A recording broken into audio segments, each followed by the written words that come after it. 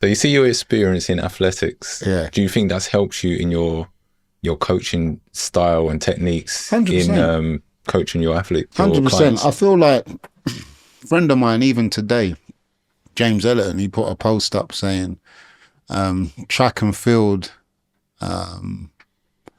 is one of the best sports, hands down, in terms of developing speed, strength, power, explosiveness.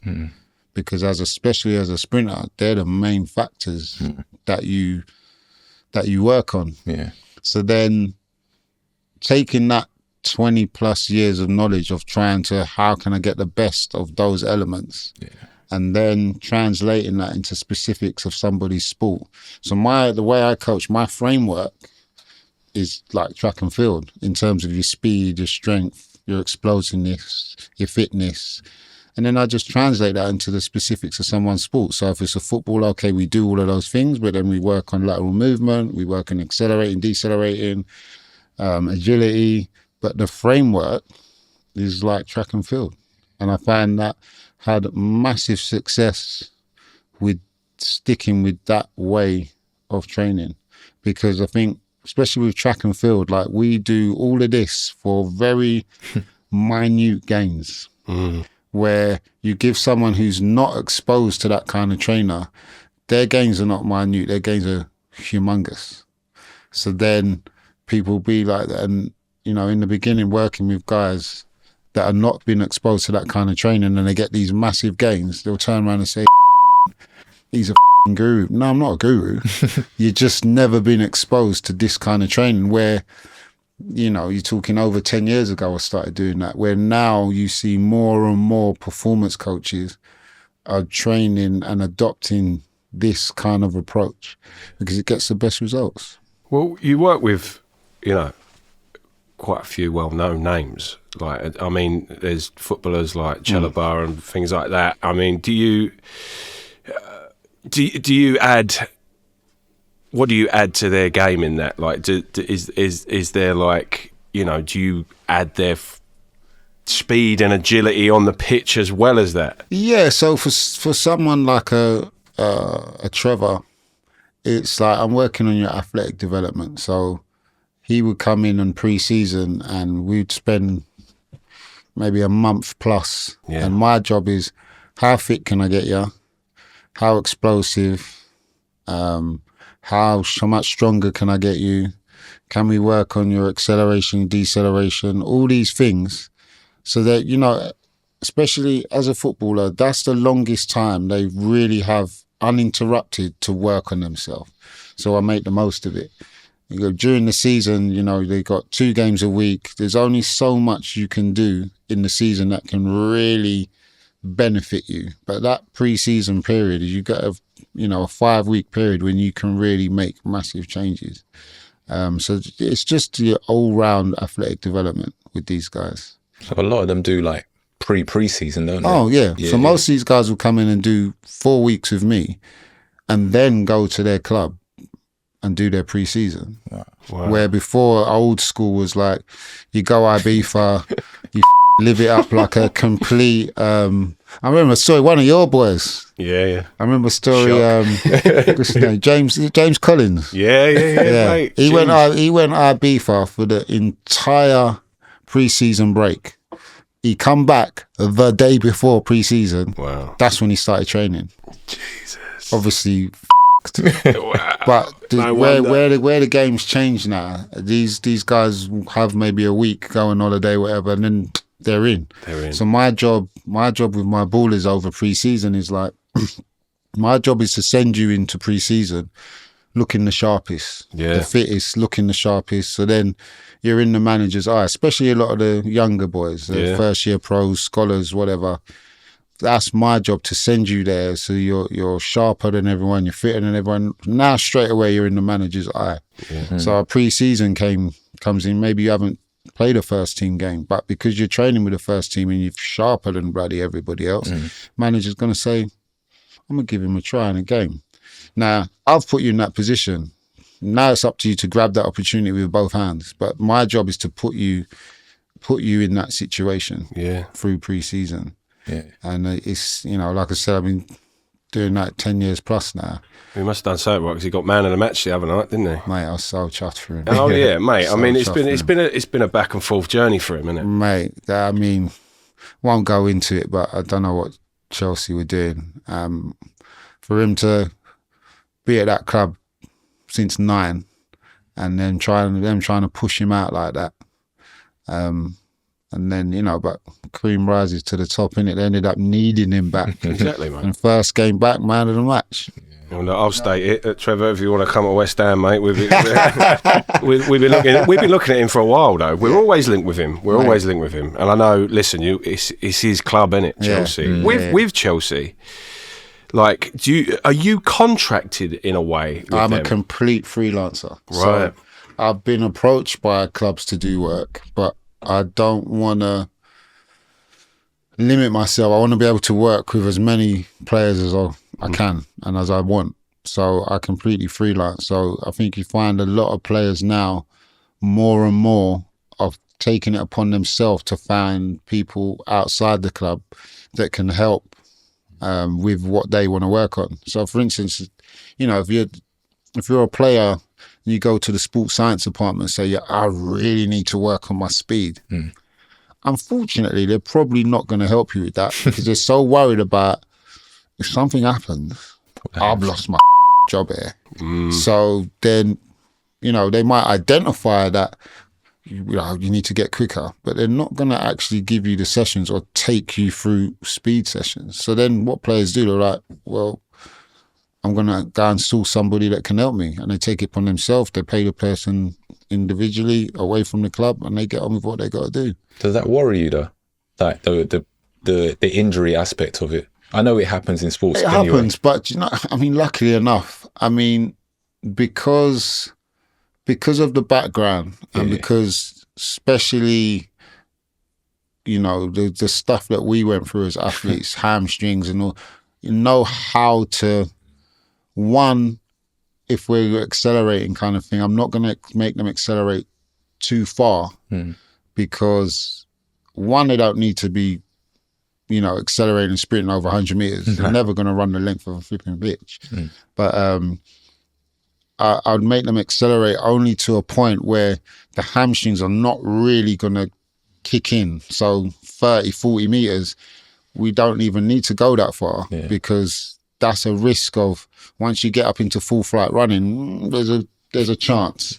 So there's other ways to combat it. And I think the style that I've had is that I can get great results from the training without risking injury.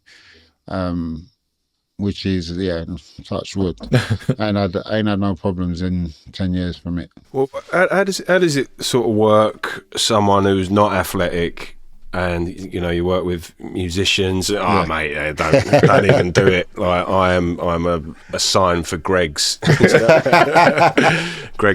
But how does it work, say, like, I'm a musician, I want to get fit. How does that training differ for someone, say, obviously Kano, Yeah, so with those guys, it's a lot different. So obviously with the ballers, it's more athletic development, performance training. With an artist, for instance, it's more how fit can we get you, especially when, if Kano's getting ready for a tour, we need him super fit so he can do his entire album without getting out of breath. Right. Do you know what I'm saying? So that was the initial objective. But then what happens is with a lot of these guys, it then becomes, once they get into training, it then almost becomes a lifestyle. So then, okay, your tour's finished now, but you're still training because now it's like, oh, this is part of my life. Yeah. Do you know what I mean? I've got to work out 3 times a week minimum.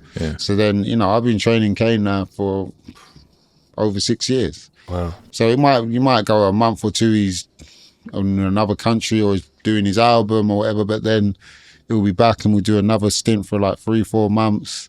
But for him now, especially, it's a lifestyle. So it's a mixture of, does a lot of boxing. He loves boxing. Does a lot of boxing. I see him on the pads, actually. He looks all right. Slick, mate. Yeah? Yeah, he's worked hard. He's been doing it for quite a number of years. So between myself and a guy that taught me how to box, Ben Jones, Boy Jones Jr. He does a lot of pads with him, does pads with me, and between the both of us, like, he's quite nifty. So when I throw things up on the socials, everyone's like, yeah, what is he going on Misfits? He's gonna fight. Kane's not interested in none of that, mate, at all. He just he's a proper connoisseur of boxing. He knows his boxing. Yeah. You know, we've gone to loads of fights together and that. He's a proper boxing fan. So him doing pads and being into boxing is just for him. Like, just another way of getting fit, and he's interested in learning how to box properly. Yeah. So, but yeah, it's for people like that, it's, like I said, it's become a lifestyle. So it's away from performance training. It's more keeping you fit. Can we get you stronger? Yeah. Can you look aesthetically a little bit different? So it's a little bit, it's very different compared to what I do for the sports people. Yeah, I mean, if he did go into Misfits, he could have Night on the back of his truck. That'd be quality. That'd be quality. Yeah, if I ever get into it and want to do it, you know, yeah, I am, mate. Give me a bell. Yeah, definitely. Out of all your clients, who surprised you the most? Like, yeah, fitness wise. Fitness wise, do you know who's quite fit, Rich? Yeah. Really? Okay. Yeah, quite fit. Yeah. I think he played a lot of football As a youngster. He's one of them guys, like, you know, they'd always, I think it might be a Thursday night or something, they're always on the five-a-side. Like, he's actually quite fit. Yeah. Yeah. So when I first started training him, I was surprised, like some of the running sessions, how fit he was. Okay. So yeah, he surprised me. And overall, who surprised you the most? Like, as in strength, fitness, speed, boxing, just a bit of everything. Who surprised you? Right up. Look at him. Do you know what? It's hard to say who surprised me. I feel overall, I'd say Kane, but I wouldn't say he surprised me. But that's come through hard work. Do you know what I mean? Yeah. When he first came to me, I think he was like 70 kilos. Now he's walking around at like 80 kilos, 10 kilo increase. He's fitter, he's stronger. So like, but that's come over time. So if I say I'm surprised how long he's kept it up. In terms of like, it's now a lifestyle for him. Do you know what I mean? So that probably surprised me. You know, some of these people come in thinking, right, I'm just going to get them ready for this gig and then they'll be gone. He just never left. Well, that's the fittest I've ever been, is when I went on tour. Like, I'd go on tour, like I go to Germany for like a couple of months. Yeah. And, you know, I'm a smoker, you know, and I've stopped smoking now. And I feel immediately more awake and stuff. But before then, I would still smoke, I would still drink, go out on the lash. But if I knew I was on tour, none of it. Yeah. And you feel the benefit. Well, yeah, and I never understood, because I want my voice to be like Pavarotti, right? Yeah. So why would I ruin my 100% moment? Or, you know, this is a muscle. I have to look after it. I have to warm it up. I have to be clean with it. Yeah. You know, I'd have maybe like one beer after. I'd have a Guinness after. That's what I would have. I would always have a Guinness, cream in it and all that, just line the throat. But it's the fittest I would ever be, and it's always, I find it weird, like, rock stars just get absolutely hammered. Like, how'd you do it? You can't do it. Talk about getting hammered. We've got a little game. I don't know if you drink, and I've not offered you a drink. Would you like a drink? I'll have one. Yeah. What do you want? Do you want a beer, or do you want training? Well, look, we're going to do a game. What's that? Kraken? I'll have a Kraken. Kraken, yeah? Would you want a Coke and Kraken, or? Yeah, I'll have a little one. Shouldn't, but, you know. Oh, well. What were you in camp for? You're doing the High Drops at the moment? I got High Rocks March 22nd in Malaga. Wow. Oh, you're travelling for it? Yeah. Ooh. So I'm in week 4 preparation. Just started week 4. I've got 8 more weeks. Yeah, you know, I've never done it yet. Bro, it's brutal, bro. I see everyone's doing it at the moment. I see it on the gram and I'm like... brutal, bro. Especially coming from a sprinter to now 1K repetitions. Like, bruv, the other day, Sunday, so imagine I run for 47 minutes straight. Just on the treadmill, just going? Just on the treadmill. When I got off, I was like, I can't believe that this is what I'm doing. Yeah. Do you remember like 5 Mile Run? Yeah. John Skeet? Yeah. That's the last time I've run that kind of distance, and you're talking 20 something years ago. Yeah. Well, we Do you know ran what I we ran a 5K or 10K? Oh, 10K, mate. 10K I don't know why you done about it, me. 3 or 4 months ago, and Cheers, buddy. Nice one. the time that I ran, I was like, "Oh, this is good." And then I looked up on stats, and I thought, "It's not good. It's bro. not good." Mate, I'm struggling. I've got a 10. Well, I've got two. I've got tomorrow 2 times 4K.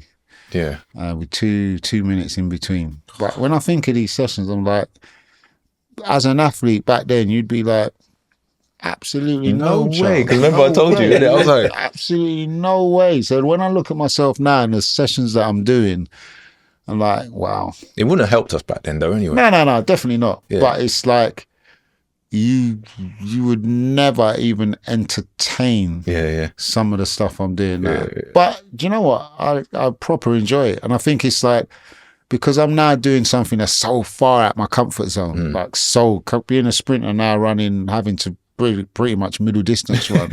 It's like the challenge of, I'm not good at this, but I'm going to get good at it. Yeah, Do you know what I mean? That's what's got me in it. Again, even at my age, the competitiveness is still there, but it's Don't different leave you. because it's me against me. So I'm not. So now it's not against really anybody else. Yeah. I'm in competition with myself. I always put like what my dad put into boxing into us, but in artistic things, Right. like in singing and even in this podcast. Because it's like, you know, there's a whole creative process where we film it all, we cut it all up, we take the audio, I have to comp the audio, I have to make it sound crisp and clear. 100%. And it's now become like, I mean, we do one, we're like, right, let's go, man. on it. We just get on it, you know, and we just do it. But you know, you approach things like that.